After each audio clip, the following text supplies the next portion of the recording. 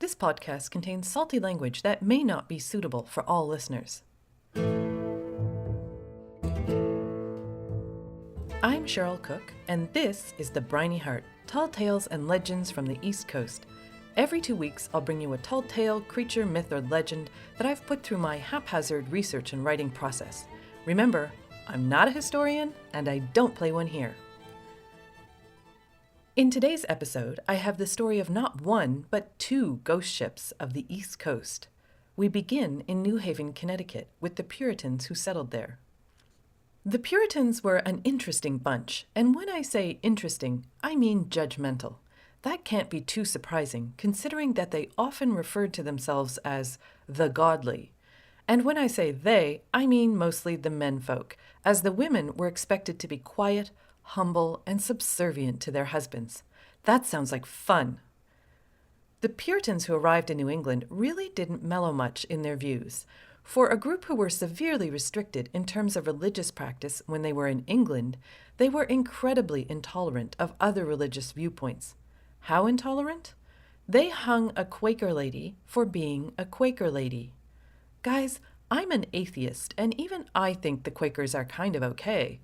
But not the Puritans. They really hated those Quakers. The Puritans founded New Haven in 1637 and announced that the Word of God would be the rule in their town, and then made the richest man there, Theophilus Eaton, their magistrate. There was no contradiction for Puritans in talking about the rule of God and putting a very wealthy man in charge of this. To them, there was no guilt around making money. Accumulating wealth in ways that were considered not detrimental to their morals or soul was seen as being a good steward of this gift from God. And they did see it as a gift. They could and should work hard, but the rewards for this hard work were all dependent on God's blessing.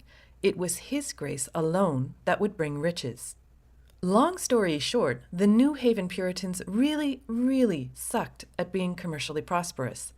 So much so that even Cromwell back in England said, "Hey guys, I'm about to go kick the shit out of some Spanish colonies. Do you want to go there?" "Oh no," said the New Haven Puritans. "We are godly, and we will prosper." They joined up with the comedy township duo of Milford and Guilford and became the New Haven Colony. And then they still did not prosper. So what's a colony a bit down on their luck and grace to do? They decided to build something called the Great Shippy. That's a ship, but with an extra P and an E because it was oldie New England. Despite having no real experience with anything but coastal vessels, they built a massive ocean-going shippy that was intended to take food, furs, and pretty much anything that wasn't nailed down and could be sold back to England to make their fortune. And of course, the ship didn't carry just their financial future. There was a captain, his crew, and assorted passengers. But if this large vessel was their Hail Mary for success and survival, the signs weren't good from the start. At departure, the Reverend John Davenport, in full view and earshot of the crew and passengers, offered up this comforting prayer: "Lord, if it be thy pleasure to bury these, our friends, in the bottom of the sea, they are thine." Which he then followed up with the somewhat feeble, "Save them." If that wasn't grim enough, the Great Shippy was sailing to England in January and had to be chipped out of the ice-clogged harbor and then towed backwards into the Long Island Sound. Once set free, it headed off, out of sight, reportedly tipping a little bit to one side. Bon voyage, as they say. Other ships that entered the harbor over the following months had no news of the Great Shippy or its cargo, and the locals soon became anxious about the fate of their goods and their investment, and yes, probably the people on board too. The Reverend Davenport decided enough was enough and prayed for a sign from God to let the locals know what had happened to the ship. God received this request, rolled his eyes, and said, "Seriously, John? You as much as told me to sink that ship. You know, if this was some sort of subtext, then I didn't get it. I sunk the ship, John. I sunk the ship." And so there was no news. But wait! On a humid summer's day, either 6 months or 18 months later, let's not quibble, The ship was seen sailing back into New Haven's harbor. But wait again. As the locals watched it sail in, they realized it was simply a mirage of the ship, which was being torn apart in front of their eyes. It was the ghost of the great shippy, being destroyed by a mighty ghost storm. Well, they had their answer. The mirage played out for them every gruesome detail of the ship's demise and their own financial failure. It's like God just couldn't let it go. And though this happened almost 400 years ago, there are those who say that to this day, when a big storm rolls into the New Haven harbor, you can see the doomed shippy sinking again and again.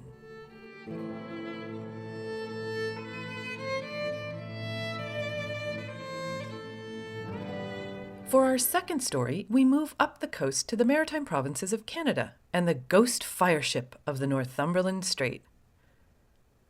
The Northumberland Strait is a body of water that stretches between the Canadian province of Prince Edward Island and the two mainland provinces of Nova Scotia and New Brunswick. Fun fact, the Northumberland Strait features the warmest waters north of Virginia, although it is covered in sea ice between about December and April. I have not personally taken a dip in any water off Virginia, but I have swum in the Northumberland Strait on several occasions, and I can attest to its bathwater-like nature. It's a real treat for folks up here, as our normal approach to swimming at beaches in Nova Scotia involves repeated attempts at entry, yelling, "Fuck, fuck, fuck!" when the water reaches your privates, and a decent amount of hyperventilation. But once you're in, you're good, or you can't feel your limbs anyway. In addition to warm water, the Northumberland Strait is also reportedly home to a ghost fire ship. Yes, another burning ghost ship. Reports vary, but the first date I could find of a fire ship sighting was around 1786, though some say it wasn't until 1880. People who have reported seeing the ghost fire ship often describe what looks like a ball of fire off on the horizon, which then turns into a flaming ship, typically a three-masted square rigger. If you don't know what that looks like, picture something from the Pirates of the Caribbean, only on fire and sometimes with accompanying sailors screaming and jumping ship. Some witnesses have even said they heard the sound of a large gun being fired, perhaps a cannon of some sort. The ghost fire ship has been spotted on numerous occasions over the year by solo observers and by larger groups of people. So convincing is the scene that on more than one occasion, people have sailed out to effect a rescue of the doomed sailors on the ship. In one attempt in the early 1900s, Captain Angus Brown reportedly took his ferry out to rescue those on the burning ship, only to have his boat sail right through the flames as if nothing were there. Sightings of the ghost fire ship seem to be more common from October to December, but they have been reported year-round and are often reported shortly before a storm. So what is the ghost fire ship? Well, there are many theories, including but not limited to a reflection of the setting sun, underwater gases that have ignited, and even fiery squid ink. But let's explore two of the more interesting ideas. First, the idea that the ghost fire ship is, a ghost fire ship, and one whose story has a foundation in history. Let me introduce you to Jean-Pierre Roma, or JP as we'll call him. JP hailed from France, where he had a long and illustrious history as a whiner with a bit of a persecution complex. Everyone was out to ruin him, from the French ambassador at Turin to the Duc d'Orléans. Sick of hearing about JP's failures and how nothing was ever his fault, King Louis XV of France signed a land grant for JP and 3 colleagues. They then formed a company, and JP headed off in 1731 to what is now modern-day Prince Edward Island, to create a settlement known as Trois-Rivières, or the 3 Rivers. Here, he intended to make his fortune.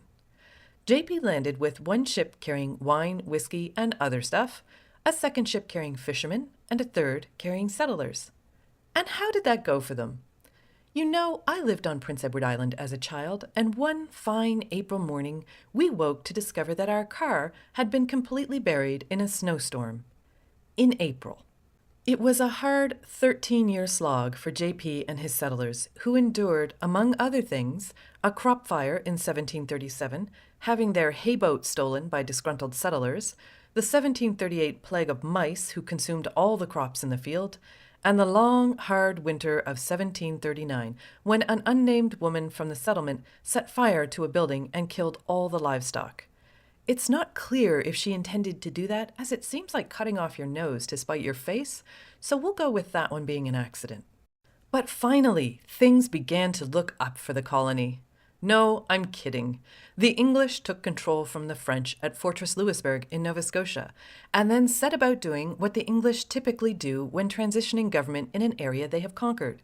They burned all that shit down. There was nothing left of the Trois-Rivières settlement but a smoldering pile of ashes. Now, what, you might ask, does all this have to do with a ghost fire ship? This is where legend begins. As the story goes, the admiral on an English ship, in town for a bit of burning and pillaging in the name of the crown, decided that he had been alone on the high seas long enough. He told his sailors to go find him the prettiest girl in the burnt-down village of Trois-Rivières and bring her back to the ship. Yep, had to be the prettiest girl. No room in this story for any plain Janes. That's just not how these things work. All you ladies out there with the crooked teeth and the non-symmetrical features can go back to wailing over the burnt corpses of your menfolk and the charred ruins of your lives. You are surplus to requirements in this and most legendary stories. And so it was that the sailors brought the prettiest girl in the village to the ship, where, according to reports, the admiral then set about attempting to, and I am making air quotes here, seduce the girl. In response to his seductive techniques, she began to fight him, hopefully landing a solid punt to the old pound of plums.